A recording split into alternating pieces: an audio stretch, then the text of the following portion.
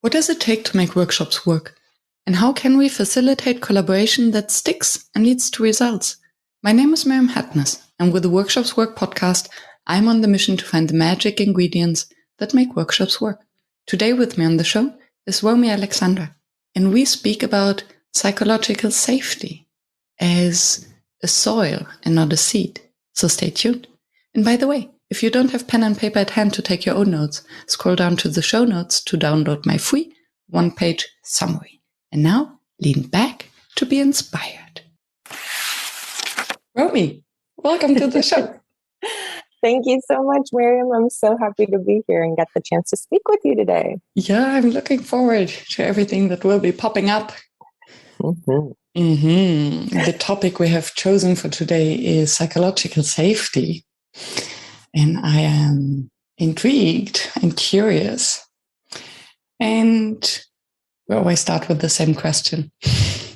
When did you start calling yourself a facilitator? And actually, do you? Yes. So it's a very good question. It actually took me quite a long time to call myself a facilitator. You know, I've been doing this work for now over a decade. And well, I'd say that I came into facilitation through the training space. And so I was even hesitant for many years to call myself a trainer because I felt, I'm still learning. And to really call myself means I must be an expert in this field. And luckily, I've learned about failing forward, right, in this space, and how important it is to, there really is no such, I don't believe anymore that this concept of an expert even exists, and everyone is learning and growing in the space. And I remember going to a training of trainers back in 2015, I think it was, and saying, okay, I've been doing this already for a while, but I don't call myself a trainer. And finally, they said, I think you need to start living in this space and feeling more confident and be able to call yourself a trainer, because what you're doing is training.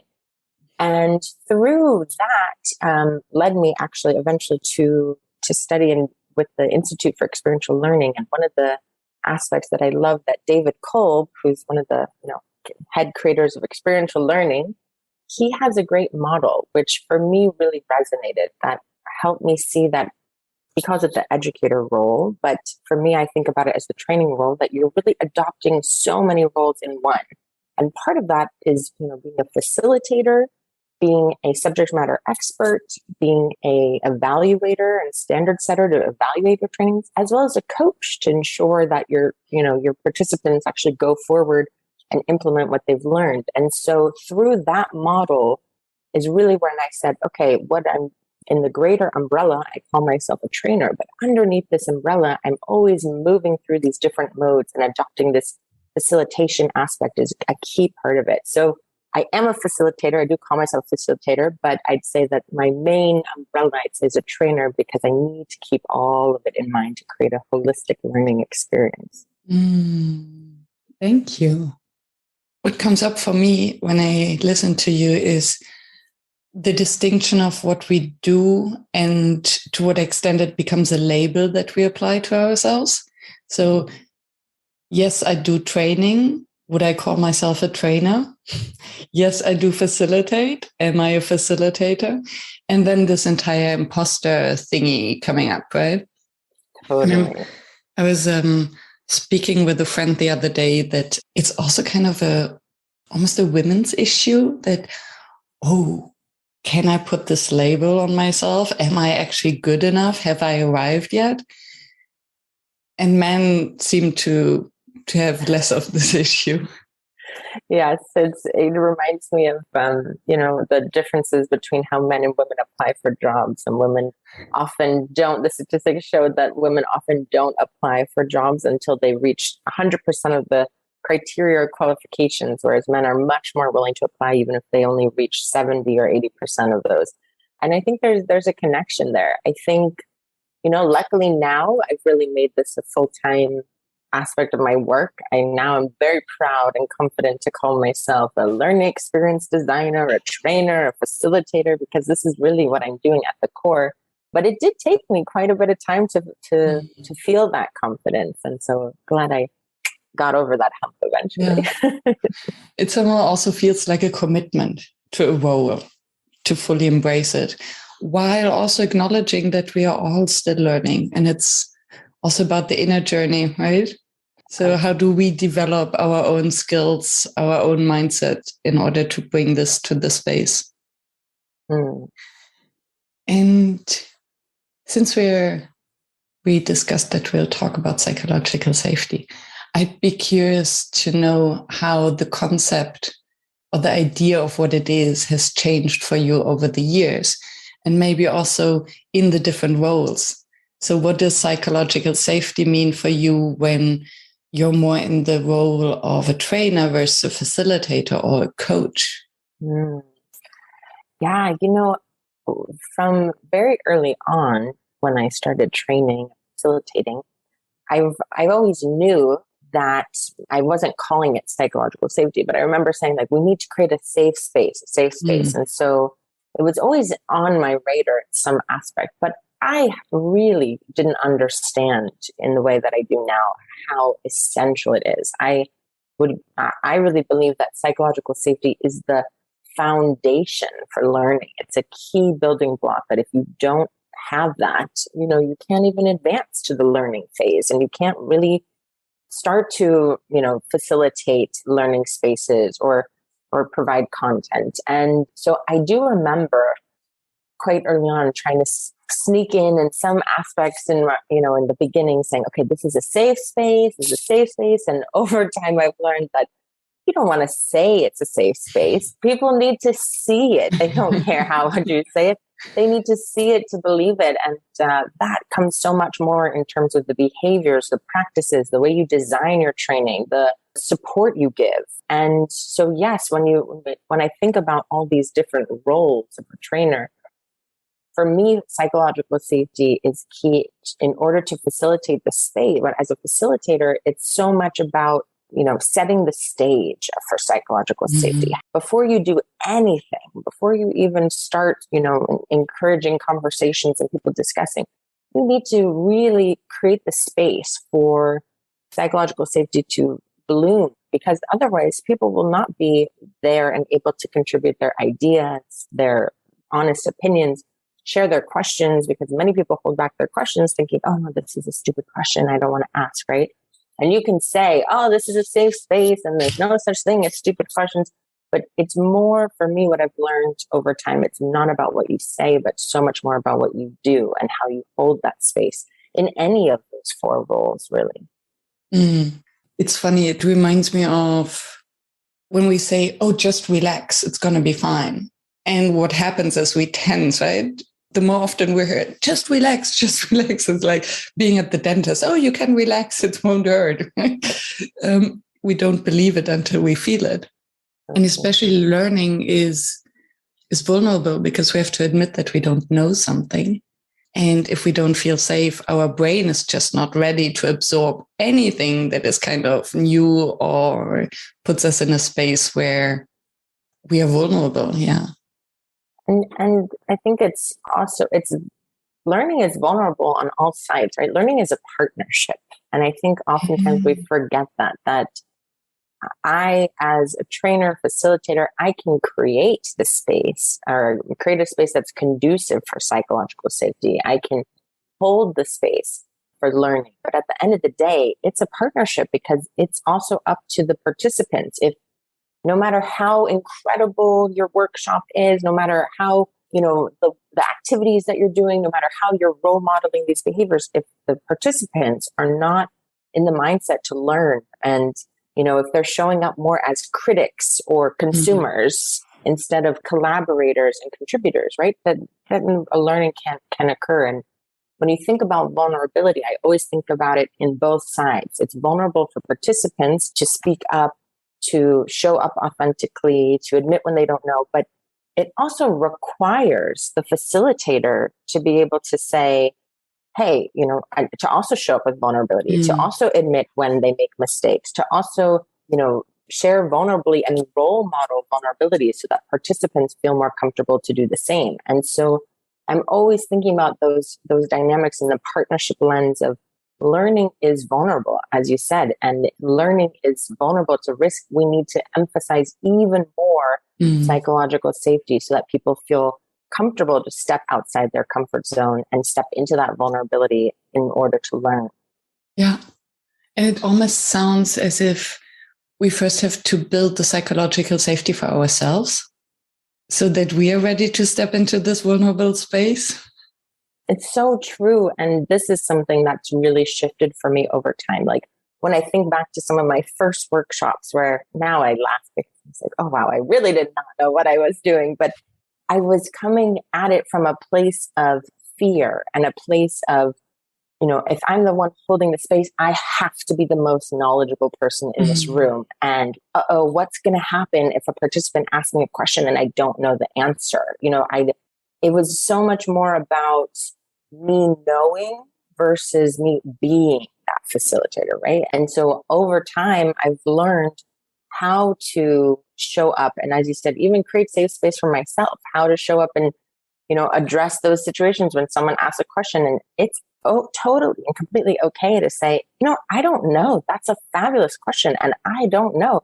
One time we were in person, I said, hey, we're going to have a break coming up. Why don't we both actually look into this further and let's research a little bit together to find the answer to that question. Or sometimes if it's online, I say, that's a great question. I don't know it. I'm going to go do some more research and I'll come back to you. And this is something we can explore together. And I think that shift was such a relief and a weight off my shoulders of saying, I don't have to come in here from the aspect of being the expert. I'm here as an explorer and really being able to create the space for others to explore these topics with me. And I'd be curious, how did you get there? Was it an experience or was it something that you read and then created courage enough to do and then found out, oh, actually, this works. I didn't die. I can do this more often.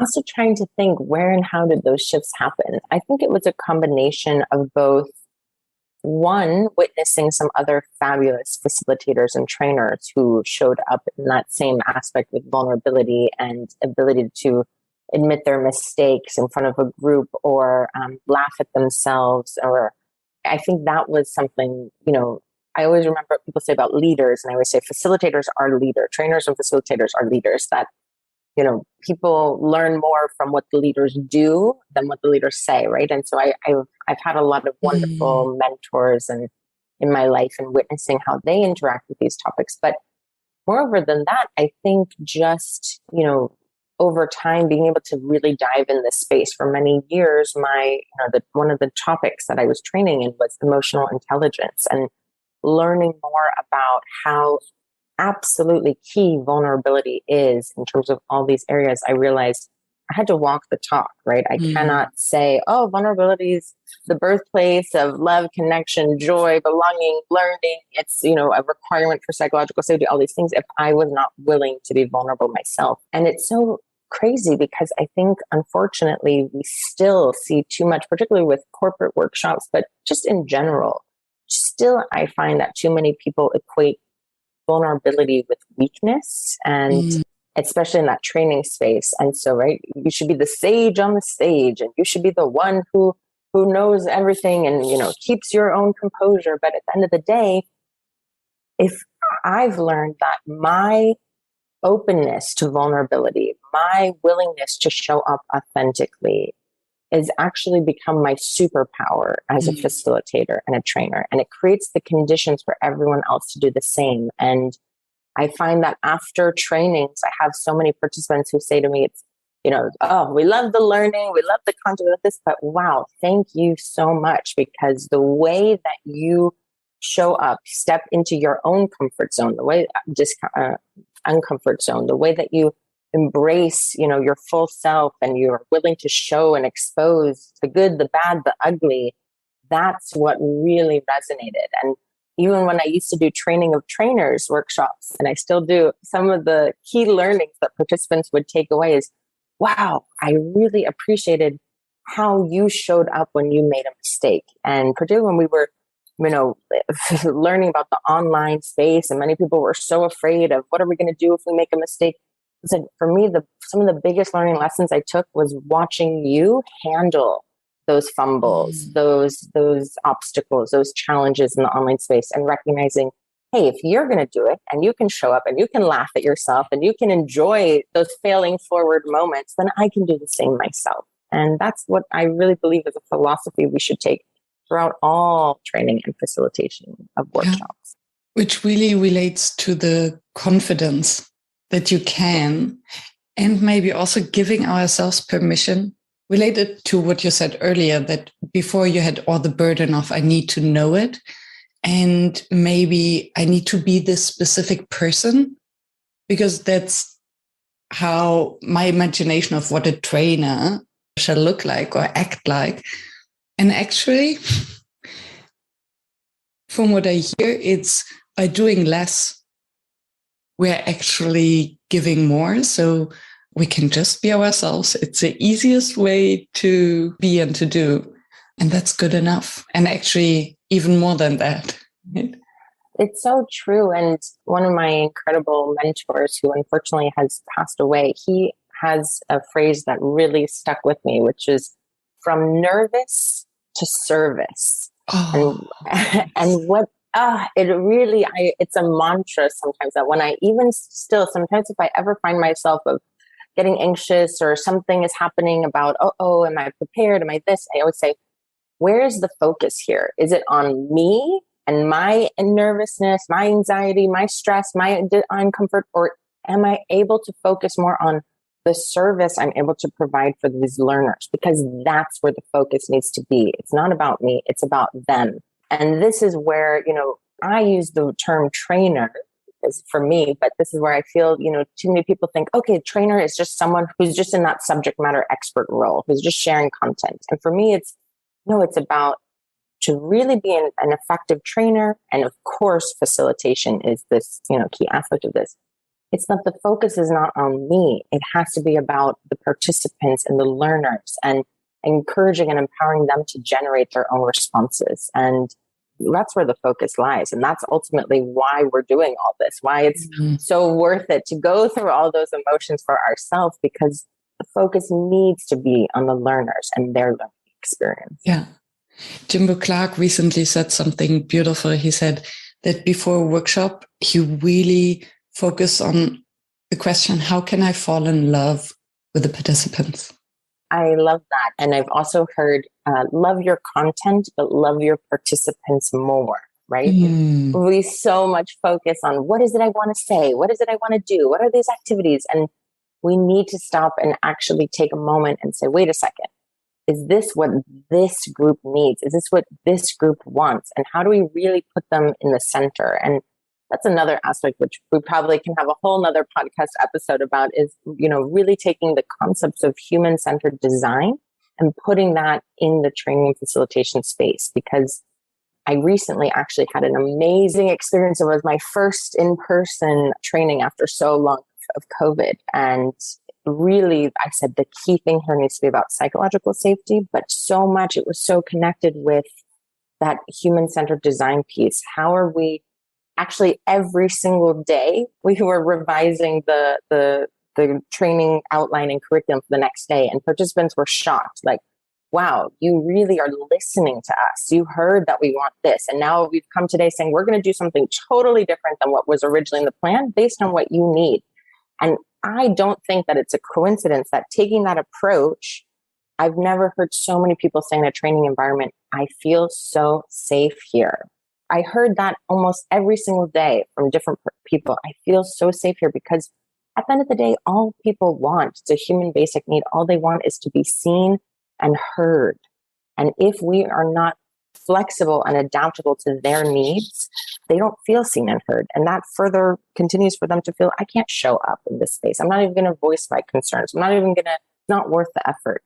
So they really do go hand in hand, I think. I love that. Totally. And you mentioned that the design process of building the psychological safety starts way ahead of the session. So what are you practically doing to nurture this? Great question. So I think we, as we design workshops, we often are so much in that workshop space, and we think, okay, what's going to happen from the moment participants walk in or click into the workshop to out? But you're right, we have to consider these bookends. What happens before and after? Particularly in the online space, what I found is so important is sending out preparation information, whether it's an email, booklet, just even helping people know what they can expect. Because you have an idea, maybe they signed up for your workshop on X topic and you have an idea what you're going to be doing. But for so many people, I've learned that if they don't know what to expect, they may not be in that right state of mind to really be able to show up and be present. And so what I really find essential in the online space is to send emails, and that I'm now doing it even more for in-person, where it's something I didn't used to do, which is, hey, here's what you can expect. Here's how we want you to show up. So many people, we've all been, in Zoom for years now, but everyone is using that space differently. And so people may say, I'm going to come in here and show up. And, where I work, we don't use the chat. I don't unmute. I'm here to consume information from you. Wait. This is an experience, at least for me, I would say this is an experiential learning workshop. This is not a webinar. This is not one directional. Please come prepared to speak up, to share in small groups, to, share in chat, to voice your own concerns and opinions. You have to set the stage. And that's actually something that Amy Edmondson, who's one of, I believe the top world researcher on psychological safety, she says, this is what you have to do before you can invite participation. You have to set the stage, and people have to understand what is it that they're going to expect to get involved in. And also, even, there's so many things you can do to set the stage, even at the beginning of a workshop, is also when people are coming in, right? Nobody wants to show up to a quiet room, for in-person. Everything is quiet. People feel uncomfortable, not sure. It's like, okay, we'll get started in a minute. People are all sitting in a circle, very quiet. No one's talking. And then, okay, now welcome, right? That's not natural. We want to be setting that stage where people feel comfortable from the moment they walk in. There's music playing. Maybe there's already a connecting activity on their chairs. Like, while we wait, here's some connecting cards and questions, like start to talk to the different participants and get to know each other even before we start. The same thing in the online space. Welcome them with music, have an activity as people are trickling in, because it doesn't make people feel safe or encouraging to be in that quiet, awkward, uncomfortable room, right? True, because silence can be very nurturing if we feel safe. But awkward silence is just, then we don't know what to do. We don't know our role, what to act. Very true. And you said one thing that I haven't even considered before. I think you mentioned the Zoom room and how it's usually, what is our habit of using this? And I never even thought about that. So if we walk into a physical space, the space has history or no history. So if it's an offsite, maybe it's new and then we can start from a fresh page, which is great. If it's a workshop space in the office, this space has history. Then Zoom also has history. And I've never even have considered that if a group or a participant has bad memories, maybe some trauma in air quotes, of using a specific tool, then there is also a mental shift we need to prepare them for. Oh, absolutely. And, now we've been doing it for a few years that people feel, oh, we're comfortable. We know we don't need to send those emails. People already know how the technology works. One, it's about so much more than the technology. It's about how we're using that space. And I love what you said. This space has history. It's so true. But on the other side, we cannot forget that their fear of technology is a huge barrier to safety, right? And so I would often see at the beginning of the pandemic, a lot of facilitators and trainers say, okay, we're using this platform and this new platform and this new tech and this thing. And okay, we cannot forget that for many people, if it's not something, even if if it's not Zoom, maybe, but we don't know. Maybe some people haven't been using Zoom because they've been using a different platform. And so to come in and use a new technological app can also be such a source of discomfort and I don't know what I'm doing. And you're right, can bring up some kind of really unpleasant emotional experiences they're walking in the room. And so that's why I always really believe that it's important to set that stage before they come in, but also at the start of any workshop. It's about, let's make sure that people understand, here's how we're going to engage. I always say, like, make the engagement explicit. Mm-hmm. Make it really set the stage and help people see, here's how we want you to engage and interact in this space. And I always love to use, different principles. Like in the online space, I always say cameos are cool, right? You can bring your kids, your partners, your roommates, who knows, all are welcome, because that's another big fear people have of, hey, it's not just the space in Zoom, but hey, you're getting a window into my personal space, which for some people can be really uncomfortable of, okay, I have people walking in and out. And so people would rather have their cameras off the whole time than to show up vulnerably like that, right? So I always say, okay, let's just be mindful. Cameos are cool. Bring people in, no problem.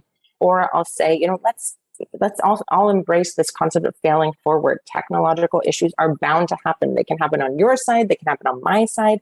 No one needs to apologize for their Wi-Fi. How many times we hear, I'm so sorry. My internet went. You don't need to apologize. This is not something in your control. This is the new normal. And we need to create those conditions that people feel, I can show up and I can be me and I can belong. And, no matter what all those obstacles we may be facing together are. I love that. The no need to apologize. It's so true. It's so true. We always feel bad and it's not in our hands. Mm-hmm. And then it occupies our mind and takes away headspace that we would actually want the participants to put into the content. Exactly.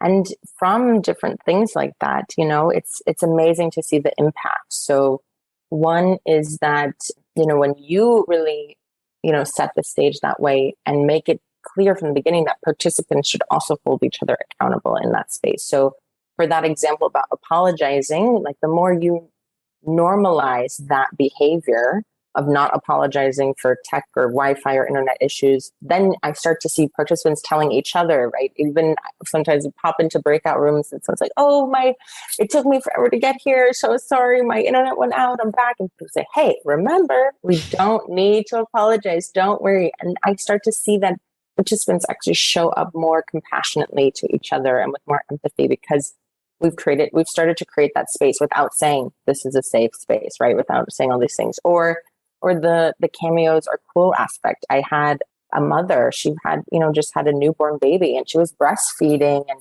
or then she had her baby around it, but her video was off the whole time. And, when I said that, she said, wow, she turned on her video and she said, I want you to know this is the first time in a year and a half that I've ever turned my video on an online call. I said, what? And she said, it's been so crazy having a baby who's like toddler, it's running all these things are running around and I'm so afraid of them making noise. And I try not to unmute myself or talk too much because I don't want to distract others. And I said, no, this is a beautiful way for you also to role model for other mothers, right? Mothers are the superheroes of the pandemic. You're juggling kids, you're juggling work.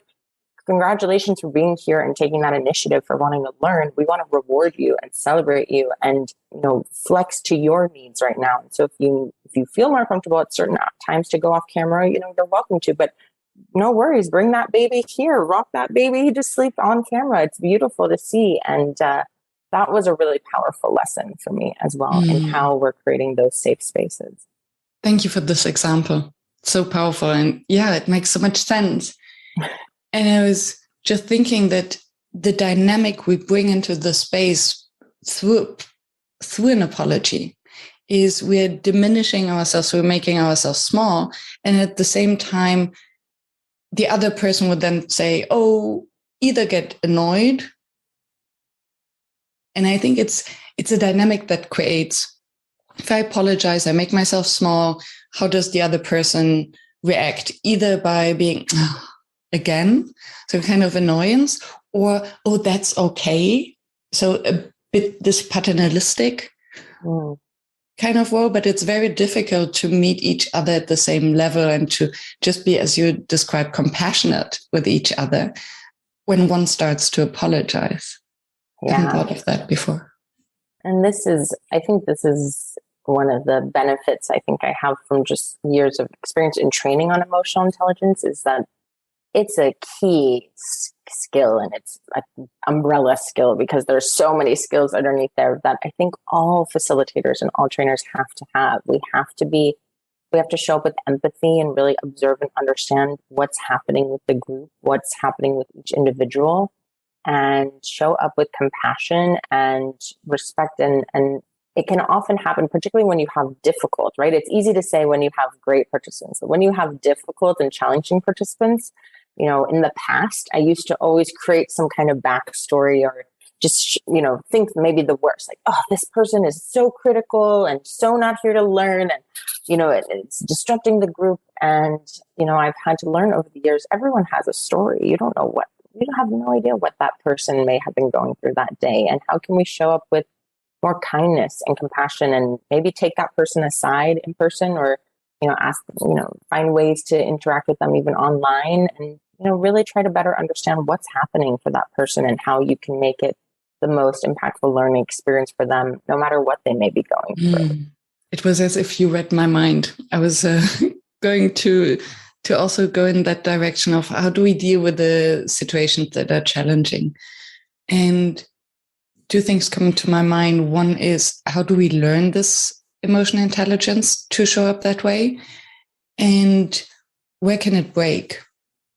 Because yes, we're setting the stage, we're explaining the rules of the game, and then someone might break the rules. Yes, they do have a story, but with their behavior, they can put the entire group at risk. So how do you deal with these situations, to de-escalate or to voice them or not? Yeah, so going back to the leader's toolkit from Amy Edmondson was right. You need to set the stage. You need to then invite participation and really encourage, right, again, that people are really owning that space. But then you also have to respond productively, she says, right? And that means equally when those difficult situations occur, and if someone breaks those rules, right, usually at the beginning of any kind of long workshop, we're co-creating agreements, creating a contract with a group. Okay, and then we want to hold each other accountable to that. If someone breaks those quote unquote rules or agreements, is probably a better word, we need to hold them accountable, but hold them accountable in a safe and kind way. Because I think, you can create the space, you can set the stage and create the space, but if you don't live into these values, people see it and it's like, oh, you were just saying this to say this, but you don't really care. And so what I'm learning to do more of when I see that happen is call it out, but call it out in a way of saying, wait, let's pause for a moment. There was a beautiful learning moment that just happened here. And then let's look at what just happened as a group, right? And then it's no longer about the person and what that person did. It's about the behavior and how we can all work at it as a group and say, I want to call it out, but for us to learn, not for us to punish a participant, but for us to learn from this, because this could have happened to anyone else, right? For example, I've had, I'll use the most basic one when we're meeting with a group and we make a community agreement about being on time and respecting each other's time. When I've worked with international groups, every culture has a completely different understanding of time and what does it actually mean to be late or on time. For example, I've spent many years living in Spain. Nobody even calls somebody until after 30 minutes to say, I think I'm going to be late now. After 30 minutes is when they tell, like, okay, I'm officially late. Whereas when I've lived in Germany, you're late if you show up on time because everyone is there 10 minutes early, expecting you to be early. So we all have different understandings of time. And so if we say, hey, we want to respect each other's time and show up on time, it's inevitable that someone may show up late or may consistently show up late. And if we don't call those out and we don't, as Amy Edmondson says, if we don't respond productively, it starts to spread and it sends an implicit message to the group that that behavior is okay. And therefore, we're not holding up our agreements. Therefore, anything we wrote there is also, there's wiggle room and flexible room, and we don't have to uphold any of those agreements. So I try and really use all of those moments as teachable moments for myself, for the group, and say, hey, a participant comes in 20 minutes late. Like, come here and let's talk about this. Like, hey, it's not about you showing up late. It's like, hey, this is a great learning experience.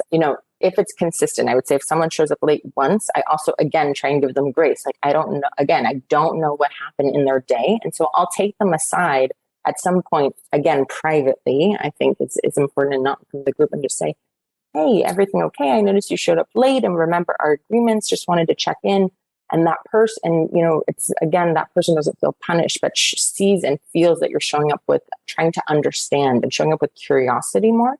But if it becomes a consistent thing, then we bring it to the group and we say, hey, we noticed this is happening. I noticed many people are showing up late and we're not uploading the group. How does that make you feel?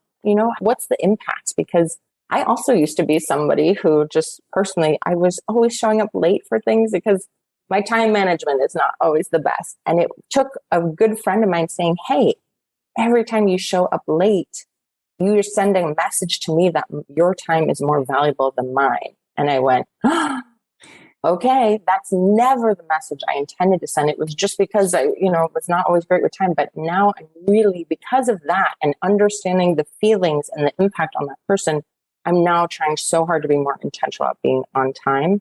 So yeah, I think creating learning moments, remembering the feelings, bringing all that into the space can really make a difference. What a good friend. Yes, I think it's so important to have these friends who call us out in a compassionate way and remind us. What I hear is that the underlying thinking is nobody does it on purpose. So if someone breaks the agreement, first, let's assume that there's a story to that, try to understand the story, and then we focus on the agreements. And you said that you co-create them in the beginning.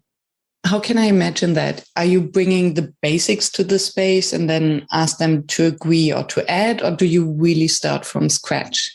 So I use it. What I typically do, I'm thinking now more in person.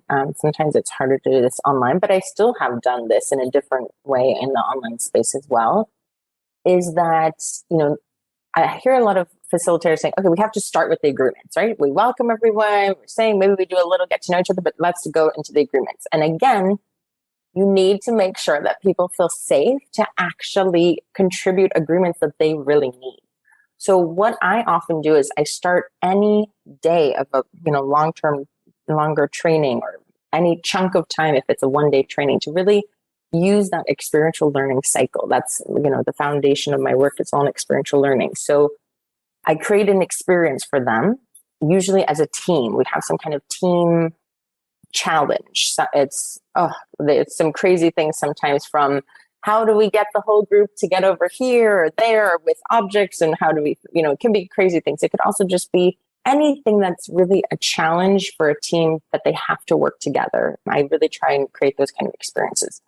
Then we would go into the reflecting space of the cycle. And that's really like, hey, let's debrief. What just happened? So one aspect is always, did you reach your goal as a team? That's one thing. But actually what I care more about is the process of how we work together, and really starting to reflect and debrief more. And then that brings us to the thinking phase, where sometimes I may introduce some content there a little bit. This is right, thinking about that subject matter expert role. And it may be a small introduction of content, maybe about psychological safety, how Google found it is the number one key differentiator for teams, for high performing teams, and what it actually means. Could also just be, continuing to help them, process what happened in that experience, and taking an outward lens of saying, wait a second, let's look at how this could actually occur in the greater context of this training. But then we have the acting space. And so the acting space is where we need to actually put into practice what we've learned through the process. And that's really where I love to bring in those community agreements. So now that we've reflected on how we work together as a team, what we did well, what we didn't do well, what we know, what we need to, we need to really build that space for psychological safety. so what do you think we can actually do now? And I often try and give participants, particularly to think about introverts, I try to give everyone, time to think about it first for themselves, not go straight into the group brainstorm, because you often hear the same voices. Extroverts like myself, we're the first ones to be speaking, but we don't hear all the voices in the room.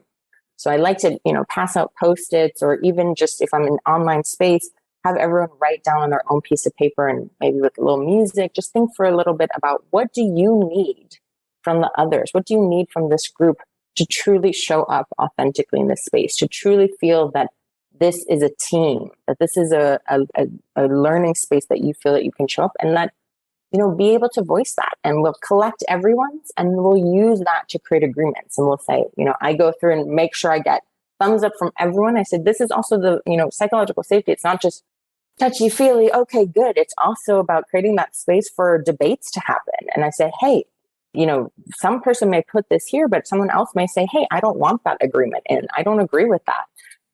Phones, for example, can be a big thing about, like, how do we use the phone? And having those conversations and debates and being able to say every single point here on that contract is something that we all have agreed upon to be there, helps everyone take more ownership over it.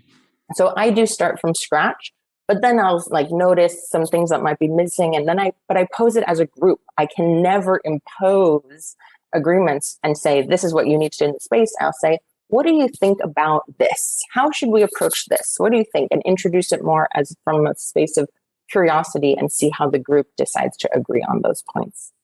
And it's funny, I had this, while listening, I was, in my mind, I had this debate whether, this is taking a lot of time. But at the same time, the way you framed it and approach it, it becomes almost like a separate chunk of content and learning. So it's almost, so yes, you're spending all this time on the agreements that might be usually labeled as just a checkbox on the agenda. Okay, 5 minutes for that. But the way how you create it, if I understand it correctly, it becomes part of the journey. And then you can always refer back to. Exactly. It's about making it part of the learning agreement. Making these learning agreements part of the learning experience. And otherwise, right, if we're just saying, let's just go for some agreements just to go for it, no one cares. No one takes ownership. But by grounding those agreements in that team building experience, in that team building discussion, in that, content that you're introducing, now it's something that we all understand the why. And I think that's often something we need to do more of as facilitators, is help introduce things from the why, because sometimes we just say, this is the what. We need to make agreements, so let's make agreements. But if people don't really understand why it's important, or ground it in that whole experience, it's really hard to encourage them to take ownership.